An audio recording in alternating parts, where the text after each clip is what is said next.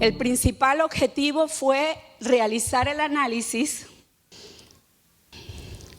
de las condiciones del océano y la atmósfera en una forma muy exhaustiva y ver cómo esas condiciones que están presentando, esos indicadores, en estos momentos pueden afectar el comportamiento de la lluvia y la temperatura en Centroamérica, sobre todo para el periodo agosto, septiembre, octubre del presente año. Y desde luego un objetivo que está implícito en cada una de las reuniones es fortalecer las capacidades para continuar generando la perspectiva del clima y la perspectiva hidrológica.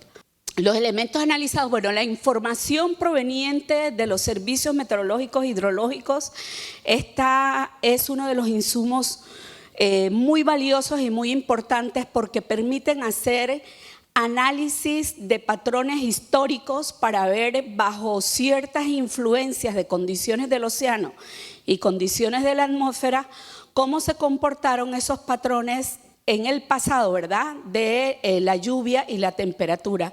Entonces, este insumo es sumamente valioso, ¿verdad? Porque es como uno de los elementos fundamentales que aporta información por parte de los servicios meteorológicos. Otro de los elementos analizados fue la salida de los modelos dinámicos que estamos corriendo en la región en estos momentos. Tenemos 2 ejercicios de modelos dinámicos, uno se está corriendo en El Salvador para toda Centroamérica y otro ejercicio lo está corriendo el Instituto Meteorológico de Costa Rica también para toda Centroamérica. Ese también es un insumo valioso que forma parte de la información que evalúan los miembros del Foro del Clima. También es importante el análisis de los modelos estadísticos en donde se hacen distintas relaciones estadísticas, principalmente análisis de correlaciones canónicas, ¿verdad? Para también tener un insumo desde otro punto de vista, desde el punto de vista estadístico y ya no dinámico, para asimilarlo y evaluarlo como una de las herramientas para la toma de decisión dentro del grupo especializado del foro. Otro de los elementos y uno de los más importantes, bueno, yo diría que el más importante es la integración que hace a través del juicio de expertos, ¿verdad?, que hacen los especialistas que forman parte del grupo del Foro del Clima. Con todo este elemento, bueno, además de analizar toda la información que está disponible y que es generada por los grandes centros de investigaciones o los centros mundiales de investigación, el grupo técnico del Foro del Clima analiza todas las salidas de los modelos más importantes a nivel mundial para ver también cuáles son las señales a las que se le está dando importancia o a las que le están dando importancia estos modelos. Luego de analizar todo eso durante el primer día de trabajo, se procede entonces a hacer la integración o el juicio de experto para emitir el informe que posteriormente vamos a ver. Antes de pasar al informe, quisiera comentarles algunos puntos importantes que ustedes como usuarios manejan muy bien, que es, por ejemplo, qué pasa o en qué estado está el fenómeno del Niño, ¿verdad? ¿Qué está pasando en el Océano Pacífico? ¿Qué está pasando en el Océano Atlántico? ¿Cómo va a ser la temporada de ciclones tropicales? Y unos elementos que son comunes y fácilmente asimilables por ustedes. Entonces voy a presentarles eso y posteriormente hago la presentación de los resultados del foro. ¿Cuál es el estado actual del fenómeno del Niño que estuvo afectando los patrones de lluvia a finales del año pasado, también a principios de este año, ¿verdad? ¿Cuál es el estado de este? Como ustedes pueden observar y quizás de conferencias anteriores recordarán que donde están los colores celestes es que las temperaturas en el océano han estado muy frías y donde están los colores estos marrones, café, chocolates, es que las temperaturas en el océano, en las zonas que definen al fenómeno del Niño han estado muy cálidas. También creo que tienen ustedes en mente que cuando hablamos de un fenómeno del Niño, hablamos de dos componentes, una componente que mide lo que está pasando en el océano y otra componente que mide lo que está pasando en la atmósfera. Entonces, esto que tenemos aquí es la componente del océano, o sea, las temperaturas del mar en una zona muy específica del Pacífico y que sirven para monitorear el comportamiento de un fenómeno del Niño. Entonces, como pueden observar y también como recordarán de veces anteriores,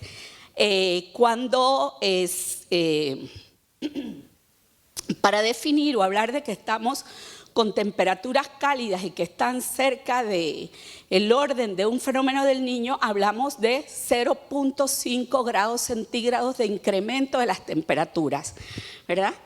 Esta línea que está aquí es la línea de temperaturas normales y esta línea hacia arriba quiere decir que la temperatura en el Pacífico, ¿verdad?, a finales del 2018 estuvo muy caliente, principios de febrero bajó y nuevamente volvió a estar muy caliente. Esta zona es muy importante porque es la que utiliza la Administración del Océano y la Atmósfera de los Estados Unidos para definir un fenómeno del Niño. Teniendo en cuenta que el umbral es 0.5, podemos observar ya por aquí, ¿verdad?, que durante finales del mes de junio y principios de julio, estas temperaturas empezaron a disminuir y podemos observar aquí que ya estamos en esta zona por debajo del valor que define un fenómeno del Niño, que es 0.5. O sea, está un poco más frío de lo que estaba en meses anteriores y que está ya llegando a condiciones cerca de lo normal. Eso es observado, ¿verdad?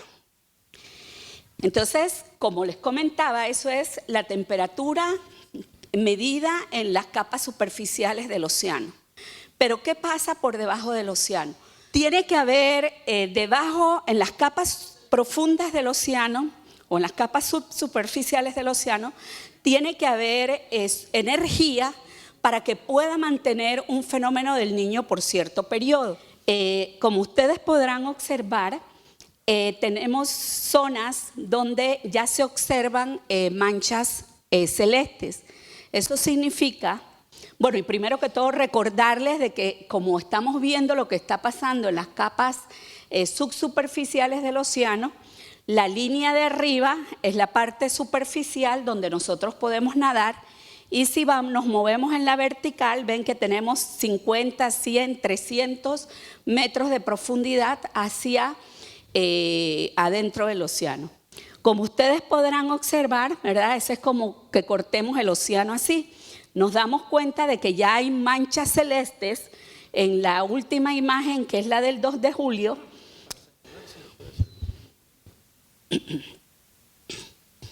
Esta que es la del 2 de julio. Bueno, primero que todo aquí tenemos una evolución desde el 18 de mayo de cómo han ido cambiando esas temperaturas en las capas interiores del océano, ¿verdad? Aquí estaban un poco más cálidos y llegaban por allí por cerca de los 100 metros de profundidad.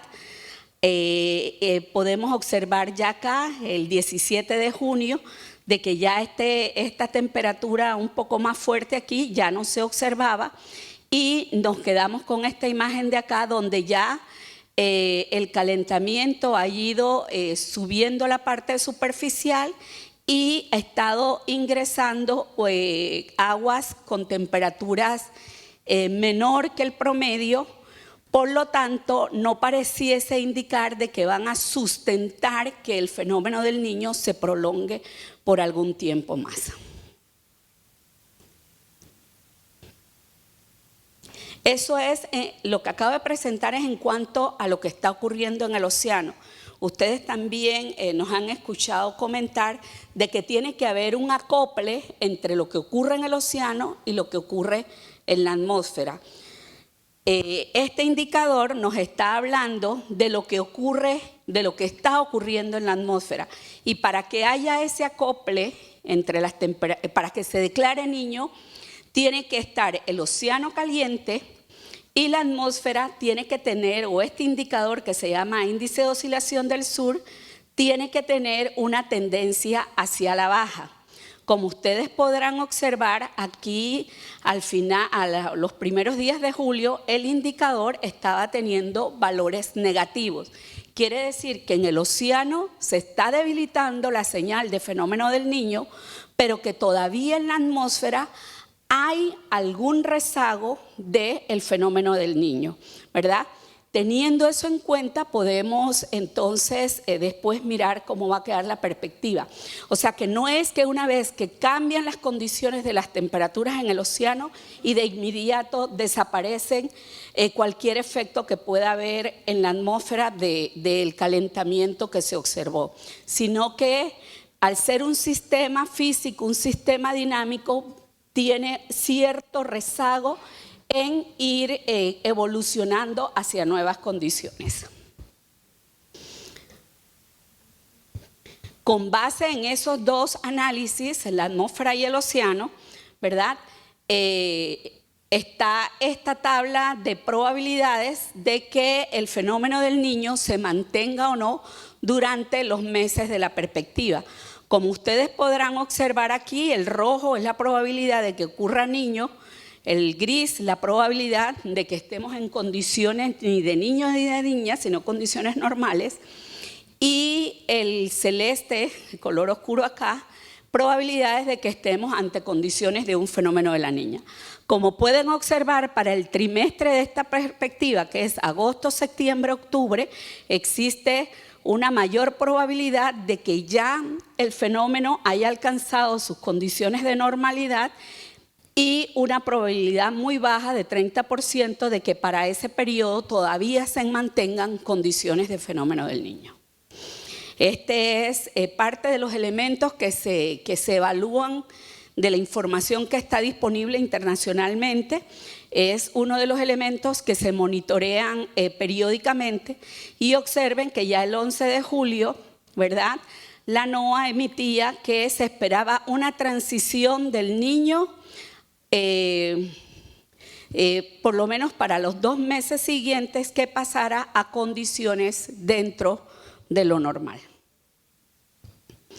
Bien, otro de los elementos que es muy importante saber si tenemos Niño o no en el Océano Pacífico es saber cómo está el Océano Atlántico para saber o para poder tener un estimado de si la temporada de huracanes en la cuenca del Atlántico y el Caribe va a estar más activa o menos activa que lo normal, y si esa actividad podrá o no afectar la temporada o la temporada lluviosa en Centroamérica, ¿verdad? Como ustedes podrán observar aquí, este es el comportamiento normal de las temperaturas en el Atlántico, este es el comportamiento en las temperaturas en el Caribe, y esto es lo observado. Y como podrán notar, durante este periodo de principio de año, estas temperaturas estuvieron un poco más bajas que lo normal, lo que ha producido que no haya mucha actividad de huracanes o ciclones tropicales en la zona. Igualmente en el Caribe. Sin embargo, es importante notar que climatológicamente nos estamos acercando al periodo en que esa zona del océano alcanza sus temperaturas más altas.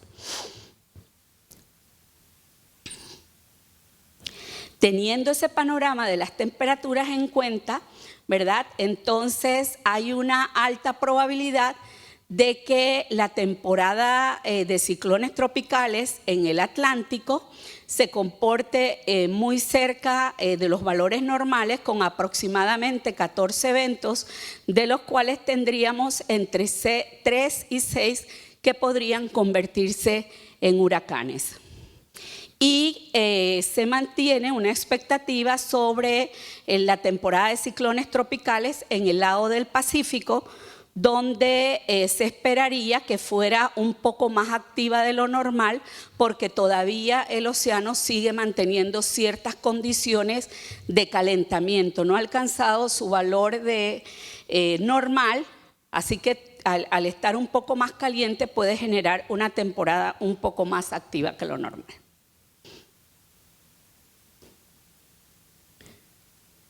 Con esos elementos en mente que son, rescato y les comento, no son los únicos analizados, pero son uno de los indicadores más importantes, ¿verdad? Se generó la siguiente perspectiva del clima. Como ustedes podrán observar, tenemos acá hacia la parte norte de Belice, tenemos dos escenarios. Una parte en donde se esperaría que las condiciones de lluvia fueran deficitarias, toda esta parte de Nicaragua, ¿verdad? Parte de Honduras, que también presente condiciones deficitarias, así como la zona del Pacífico Norte de Costa Rica, donde se esperarían también condiciones deficitarias de lluvia, y para la parte de Chiriquí, parte de Veraguas en Panamá, donde también se estarían esperando condiciones de déficit en la precipitación. Como podrán observar, hay una zona aquí en Guatemala, es una zona importante en donde se espera que los acumulados de lluvia alcancen valores superiores a la norma para el trimestre agosto, septiembre, octubre, y importante destacar esta zona de acá del Caribe de Panamá y el Caribe de Costa Rica, donde se esperarían también condiciones por arriba de lo normal, y también hacia esta parte de Gunayala y provincia de Darién en el área de Panamá.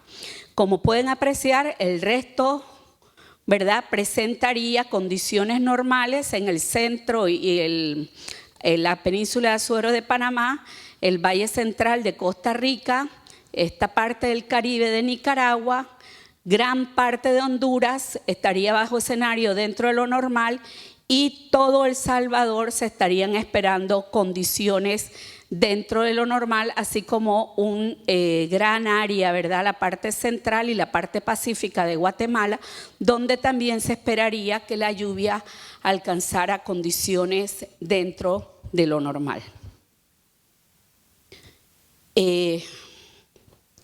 Con esa imagen que nos queda ya, entonces, como siempre, en la tabla hay una descripción un poco más específica, ¿verdad?, de las áreas de Centroamérica que se espera se encuentren dentro de cada uno de los escenarios. Para Belice, bueno, ya lo pueden mirar acá, ¿verdad? Todas estas serían las zonas de estos países que estarían dentro de condiciones arriba de lo normal, las regiones que estarían dentro de las condiciones normales y las regiones que estarían dentro de condiciones bajo lo normal. Es muy importante, bueno, ustedes también conocen el documento La Perspectiva.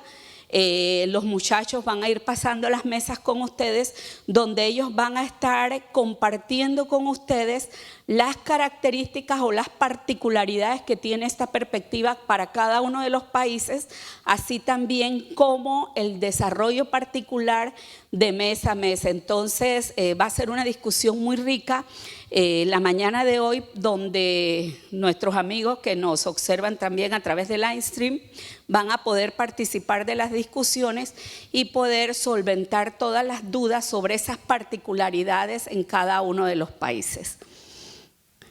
Nos falta una.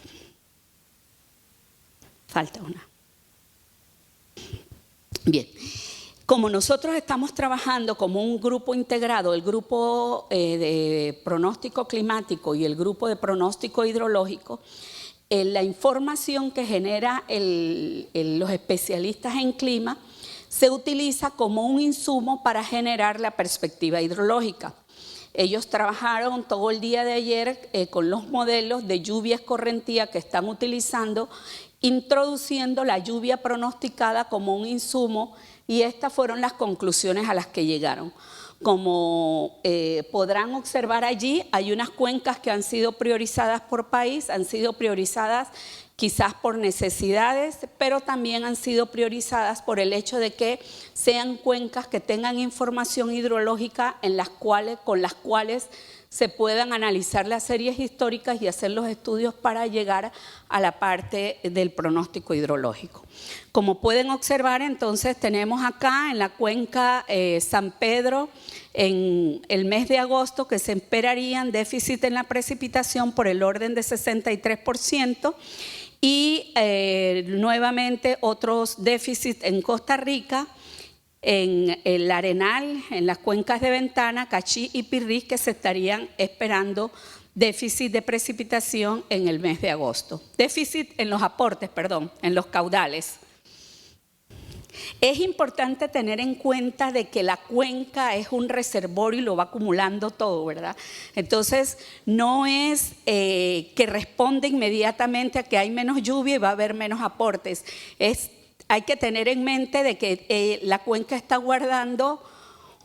acumulando el agua que le llegó o tiene en la mente o en la memoria de la cuenca que no tuvo agua meses anteriores al proceso. Entonces, eso es muy importante porque no podemos esperar que de inmediato, que para el mes de agosto dijeron que la lluvia iba a estar por arriba de lo normal y que ya la cuenca esté reflejando ese cambio o ese valor de lluvia de inmediato, ¿verdad? Entonces tenemos el mes de septiembre en el área de Guatemala, Honduras y Salvador que están presentando déficit en los aportes, y acá en el área de Costa Rica, ¿verdad?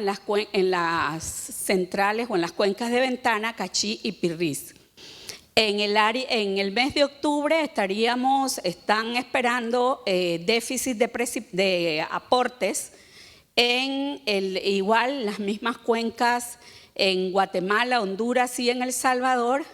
Acá en el Arenal también se observan un déficit de 22% aproximadamente, y en la cuenca Pirriz, donde sí se observa un déficit en la precipitación un poco más importante. Es notorio, ¿verdad?, que para el área de Panamá, el área de Bayano, ¿verdad?, en ninguno de los 3 meses de pronóstico de los aportes se observan déficit muy acentuados. El mayor es el de octubre con un 16%.